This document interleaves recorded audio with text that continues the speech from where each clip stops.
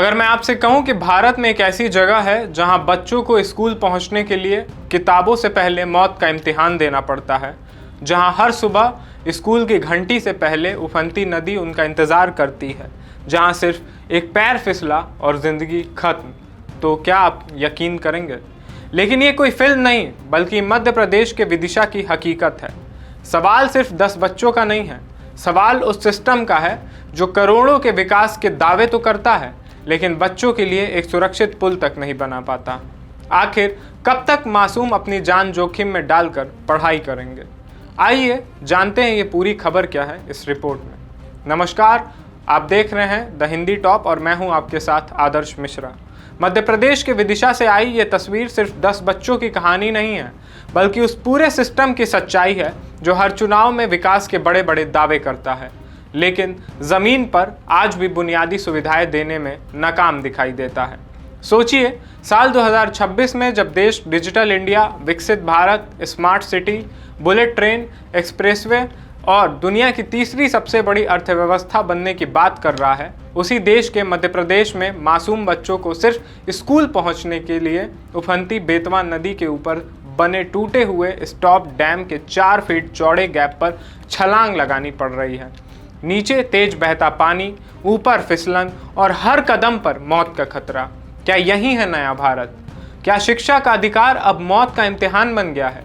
विदिशा के ककरुआ, बंधेरा, इमलिया और बहलोट गांव के इन बच्चों का कसूर सिर्फ इतना है कि वो पढ़ना चाहते हैं। गांव में 8वीं तक ही स्कूल है, आगे पढ़ने के लिए 5 किलोमीटर दूर जाना पड़ता है।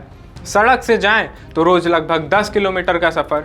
इसलिए कुछ बच्चों ने जान जोखिम में डालकर डैम का रास्ता चुन लिया। सवाल ये है कि आखिर ऐसी नौबत आई ही क्यों? क्या इतने वर्षों में सरकार एक पुल भी नहीं बना सकी? क्या एक गांव के स्कूल को हाई स्कूल में अपग्रेड करना इतना मुश्किल था? मध्य प्रदेश में पिछले 2 दशक से ज़्यादातर समय बीजेपी की ही सरकार रही है। पहले शिवराज सिंह चौहान और अब डॉक्टर मोहन यादव प्रदेश की कमान संभाल रहे हैं। हर सरकार ने विकास के दावे किए, लेकिन अगर आज भी बच्चे मौत को चुनौती देकर स्कूल जा रहे हैं तो ये विकास किसके लिए हुआ? ये कोई पहली घटना नहीं है। मध्य प्रदेश पहले भी शिक्षा व्यवस्था को लेकर सवालों में रहा है। कई सरकारी स्कूलों में आज भी शिक्षकों की भारी कमी है। हजारों पद वर्षों तक खाली रहते हैं। कई जगह एक ही शिक्षक पूरी स्कूल चला रहा है। आदिवासी और ग्रामीण इलाकों में स्कूल ड्रॉप आउट की समस्या आज भी गंभीर है। कई गांवों में हाई स्कूल और हायर सेकेंडरी स्कूल की दूरी इतनी अधिक है कि बच्चे बीच में ही पढ़ाई छोड़ देते हैं, खासकर बेटियां। स्वास्थ्य व्यवस्था की बात करें तो कई जिलों में आज भी विशेषज्ञ डॉक्टरों की कमी है। प्राथमिक स्वास्थ्य केंद्रों में पर्याप्त सुविधाएं नहीं हैं और गंभीर मरीजों को जिला मुख्यालय या बड़े शहरों का रुख करना पड़ता है। मातृ एवं शिशु स्वास्थ्य के कई सूचकांकों में भी राज्य लंबे समय तक पिछड़ा रहा है। कुपोषण का मुद्दा भी मध्य प्रदेश का पीछा वर्षों से नहीं छोड़ रहा है। कई राष्ट्रीय रिपोर्टों में राज्य के कई जिलों में बच्चों में कुपोषण की गंभीर समस्या रही है। कृषि की बात करें तो किसान आज भी बारिश पर निर्भर है। सिंचाई की सुविधा हर खेत तक नहीं पहुंच सकी है। बेरोजगारी और रोजगार के अवसरों की कमी के कारण लाखों युवा इंदौर, भोपाल, ग्वालियर, जबलपुर ही नहीं बल्कि गुजरात, महाराष्ट्र, दिल्ली और दूसरे राज्यों में पलायन करने को मजबूर हैं। ग्रामीण इलाकों में आज भी कई जगह सड़क, पुल, सार्वजनिक परिवहन और इंटरनेट जैसी बुनियादी सुविधाएं अधूरी हैं। महिलाओं की सुरक्षा को लेकर भी समय समय पर मध्य प्रदेश राष्ट्रीय स्तर पर चिंता का विषय बनता रहा है। कई रिपोर्टों में महिलाओं और बच्चियों के खिलाफ अपराधों के आंकड़ों ने सरकारों से कठिन सवाल पूछे हैं। ऐसे में जब सरकार विकास के बड़े बड़े विज्ञापन जारी करती है तो आम आदमी पूछता है कि अगर एक पुल नहीं बन पा रहा है, एक हाई स्कूल नहीं खुल पा रहा है, एक सुरक्षित रास्ता नहीं मिल पा रहा है, तो आखिर विकास का फायदा किसे मिल रहा है? अब इस पे प्रशासन का कहना है कि सड़क है, साइकिल है, डैम का रास्ता बंद कर दिया गया है और जल्द व्यवस्था होगी। लेकिन ये तो सबसे बड़ा सवाल है कि ये जल्द आखिर कब आएगा, क्योंकि बच्चों के मुताबिक ये समस्या 5-6 साल पुरानी है। अगर हर साल बारिश आती है और हर साल यही खतरा रहता है तो समाधान पहले क्यों नहीं हुआ?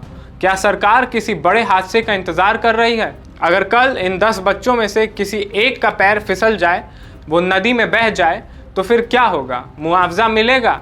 जांच होगी, अधिकारियों पे कार्रवाई की बात होगी, नेता संवेदना व्यक्त करेंगे और कुछ दिनों बाद सब भूल जाएंगे।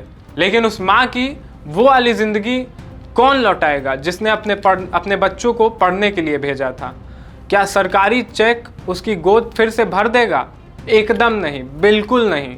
इसलिए ये मुद्दा राजनीति का नहीं है, इंसानियत का है। सरकार से सवाल पूछना लोकतंत्र का हिस्सा है और ये सवाल हर उस सरकार से है जो वर्षों से सत्ता में रही है लेकिन बच्चों को सुरक्षित स्कूल तक पहुंचाने का इंतजाम नहीं कर सकी।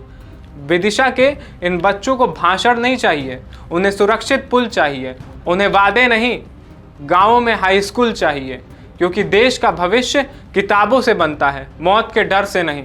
अगर मध्य प्रदेश वास्तव में विकास की राह पर आगे बढ़ना चाहता है तो सबसे पहले उसे अपने गांवों, अपने स्कूलों और अपने बच्चों, साथ ही अपनी बुनियादी सुविधाओं को मजबूत करना होगा, वरना विकास के दावे पोस्टरों और विज्ञापनों तक ही सीमित रह जाएंगे और ज़मीनी हकीकत हर बारिश में इन बच्चों की तरह मौत के ऊपर छलांग लगाती रहेगी। इस मुद्दे पर हम आपको और भी अपडेट्स देते रहेंगे, क्या इसमें सुधार हुआ है या नहीं हुआ है, और इस मुद्दे पर आपका क्या कहना है वो हमें कमेंट सेक्शन में ज़रूर बताएं।